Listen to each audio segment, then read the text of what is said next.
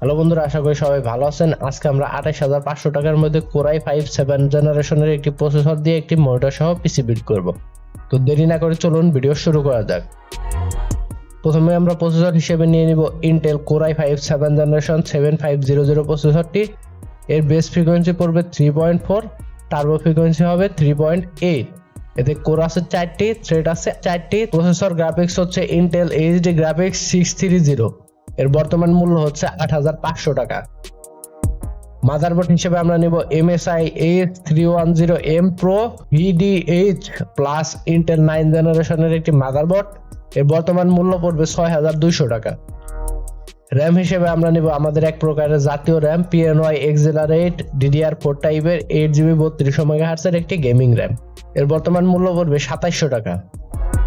Storage হিসেবে আমরা আমাদের জাতীয় স্টোরেজ নিব, সেটি হচ্ছে HP EX900 এর 250GB ভার্সনটি। এর বর্তমান মূল্য পড়বে 2700 টাকা। পাওয়ার সাপ্লাই হিসেবে আমরা নিব ভেলোটপ S200B প্লাস 200 ওয়াটের একটি পাওয়ার সাপ্লাই। এর বর্তমান মূল্য হচ্ছে 1450 টাকা।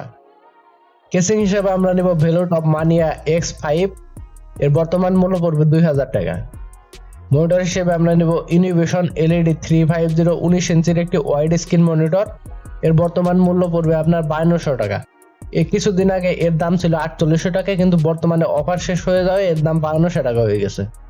তো এই ছিল আজকের বিলটি। আশা করি ভিডিওটি ভালো লেগেছে। ভিডিওটি ভালো লাগলে অবশ্যই লাইক করবেন, চ্যানেলটি অবশ্যই সাবস্ক্রাইব করবেন। এতক্ষণ পাশে থাকার জন্য ধন্যবাদ। আসসালামু আলাইকুম।